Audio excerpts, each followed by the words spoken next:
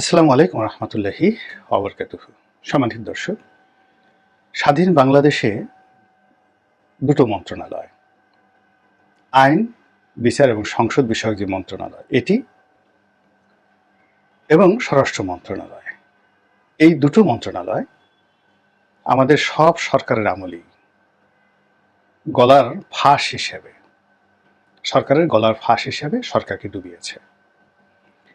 এবং এই মন্ত্রণালয় যারা কাজ করেছেন, দুর্ভোগ, দুর্দশা, অপমান, জেল, জুলুম থেকে শুরু করে ব্যক্তিগত জীবনে নানা রকম কেলেঙ্কারি, অভিশাপ, হাজার রকম বিপত্তি নিয়ে তাদেরকে এই দুনিয়া থেকে বিদায় নিতে হয়েছে।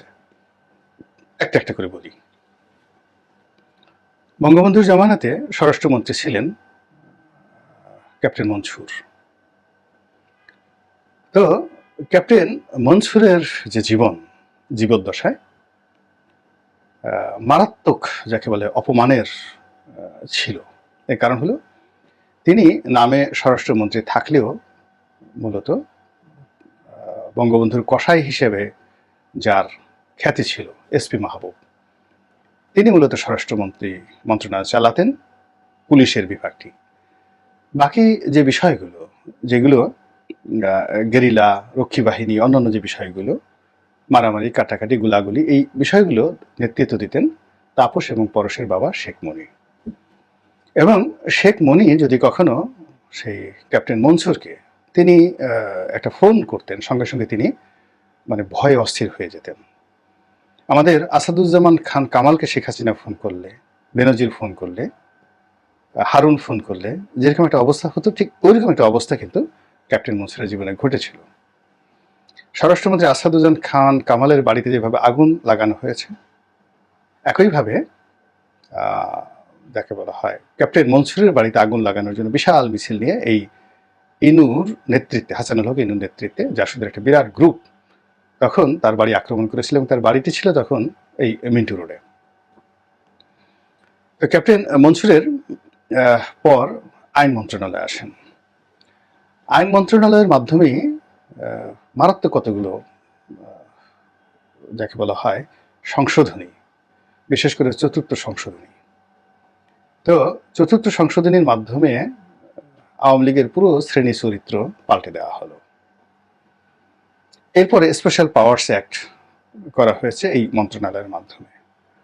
এরপরে বাকশালে রূপান্তরিত হওয়া চতুর্থ সংশোধনীর মাধ্যমে একদলীয় শাসন, এই পুরো কাজটি করেছে এই মন্ত্রণালয়ের। এবং এই সময়টাতে আইনমন্ত্রী হিসেবে যারা ছিলেন তাদের যে ব্যক্তিগত জীবন, সামাজিক জীবন এবং ক্ষমতা পরবর্তী জীবন কতটা দুর্বিষহ হয়ে পড়েছিল সেই খোঁজ নিয়ে দেখেন। তারপর জিয়াউর রহমানের আমল, এরশাদ আমল, এই দুটো আমলেও আইন মন্ত্রণালয়ের জন্য এবং স্বরাষ্ট্র মন্ত্রণালয়ের জন্য দুটো সরকারকে কিন্তু মারাত্মক বিপদের মধ্যে পড়তে হয়েছিল। সত্তার সরকারের পতন সেই স্বরাষ্ট্র মন্ত্রণালয়ের কারণে হয়েছিল। আবার এরশাদ জামানাতে যারা স্বরাষ্ট্রমন্ত্রী ছিলেন তাদের সেই স্বরাষ্ট্রমন্ত্রী ছিলেন মেজর জেনারেল মাহমুদুল হাসান, সেই থিপ অফ বাগদাদ। তারপরে আরও যারা ছিলেন স্বরাষ্ট্রমন্ত্রী, তাদের কারণে এরশাদের পতন ত্বরান্বিত হয়েছে। এবং এরশাদের আইনমন্ত্রী হিসেবে যারা যারা ছিলেন তাদের কারণেও কিন্তু এরশাদের জীবনে অনেক করুণ পরিণতি তাকে বহন করতে হয়েছে।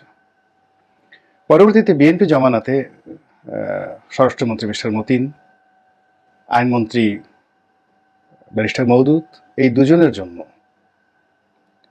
পরবর্তীতে আবার লুৎফুজ্জামান বাবর, এদের জন্য বা এদের কারণে আলতাফ হোসেন চৌধুরী সহ এদের জন্য বিএনপিকে যে দুর্ভোগ এবং দুর্দশা পোহাতে হয়েছে, বিএনপির মেরুদণ্ড ভেঙে দেওয়া হয়েছে।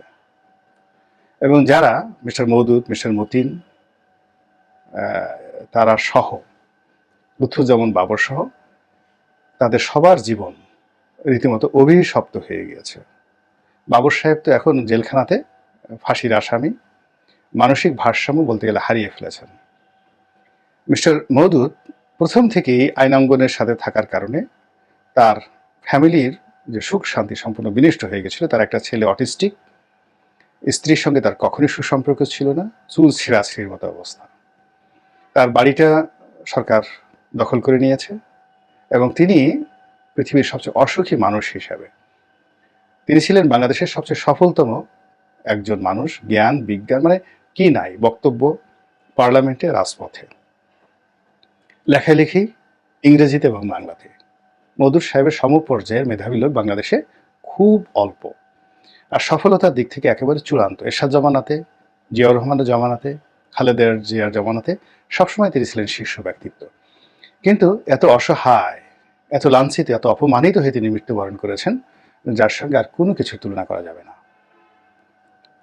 তদ্রূপ স্বরাষ্ট্রমন্ত্রী, সেই যাকে বলা হয় লুৎফুজ্জামান বাবর, এই যে স্টাইল এবং তার জীবন, তার যৌবন সব কিছু শেষ হয়ে গেছে। আগের যিনি ছিলেন মিস্টার মতিন, তিনিও মার খেয়েছেন, একাধিকবার রাস্তায় মার খেয়েছেন। স্বরাষ্ট্রমন্ত্রী ছিলেন আওয়ামী লীগের জমানাতে মিস্টার নাসিম, জীবন শেষ। লাঞ্ছিত হয়েছেন, অপমানিত হয়েছেন, মার খেয়েছেন, জেলে গিয়েছেন এই স্বরাষ্ট্রমন্ত্রী হওয়ার কারণে। তারপর সাহারা খাতুন, তিনি যেহেতু ওরকম ছিলেন, তার জীবনে এরকম কোনো ঘটনা তেমন একটা ঘটেনি। তবে মহিউদ্দিন খান আলমগীর স্বরাষ্ট্রমন্ত্রী ছিলেন, তার জীবনে কিন্তু তছনছ হয়ে গেছে, তছনছ হয়ে গেছে রীতিমতো সব মিলিয়ে।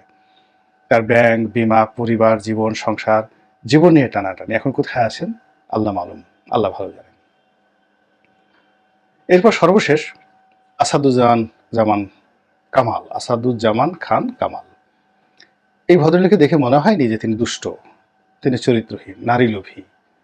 তারপর তিনি ঘুষ খেতে পারেন, দুর্নীতি করতে পারেন, তার টাকার বস্তা থাকতে পারে।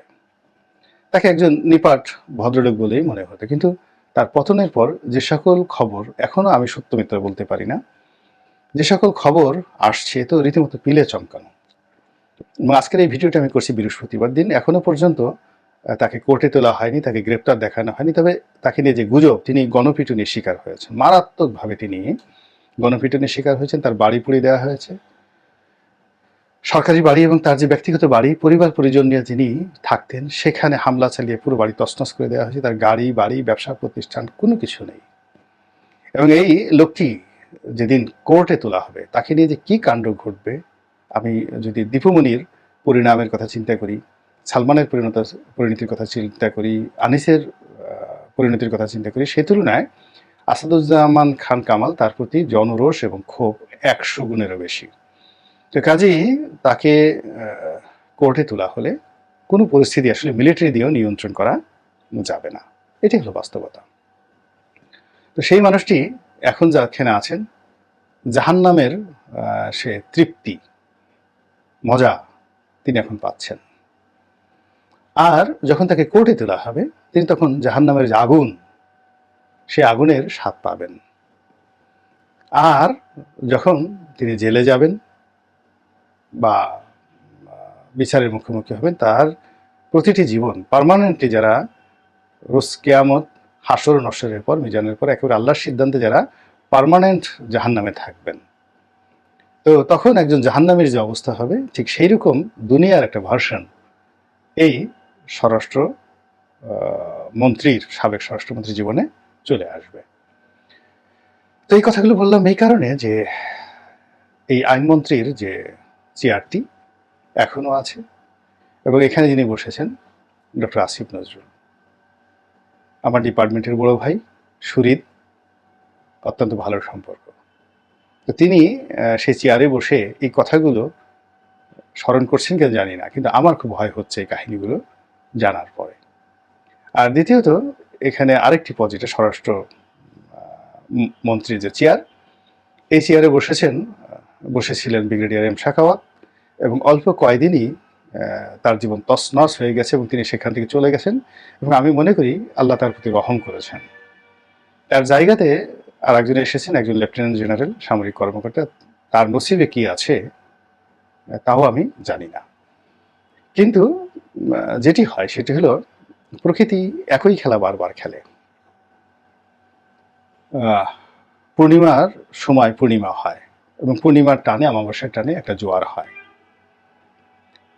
প্রতি বছর নির্দিষ্ট সময় বসন্ত আসে, নির্দিষ্ট সময় বর্ষাকাল হয় এবং যত দুর্ভোগ দুর্দশা ঘুরে ফিরে একটা নির্দিষ্ট পথ পরিক্রমায় আসে। তো সেক্ষেত্রে এই দুটো মন্ত্রণালয়কে কেন্দ্র করে আমাদের যে অতীত ইতিহাস স্বাধীন বাংলাদেশে, এটি মোটেও স্বস্তিদায়ক নয়, ভালো নয়। তো কাজেই একজন নাগরিক হিসেবে বা এখন যারা আছেন তাদের শুভার্থী হিসেবে আমি শুধু তাদেরকে এই বিষয়টি স্মরণ করে দিতে চাই, তারা যেন এই চেয়ারে বসে আল্লাহকে ভয় করেন, ন্যায় বিচার প্রতিষ্ঠা করেন, সত্যের উপর অবিচল থাকেন এবং কোনো অবস্থাতেই এই চেয়ারের যে ক্ষমতা সেই ক্ষমতাটাকে নেতিবাচক অর্থে ব্যবহার না করেন। এবং সেই বিষয়টি যদি তারা, এই তাকওয়াটি যদি তারা অনুসরণ করতে পারেন, তাহলে এটির অর্থাৎ এই দুই চেয়ারের যে ঐতিহাসিক অভিশাপ রয়েছে সেই অভিশাপ হয়তো তাদেরকে স্পর্শ করবে না। আল্লাহ আমাদের সবাইকে হেদায়েত দান করুন এবং হেফাজত করুন। আসসালামু আলাইকুম ওয়া রাহমাতুল্লাহি ওয়া বারাকাতুহু।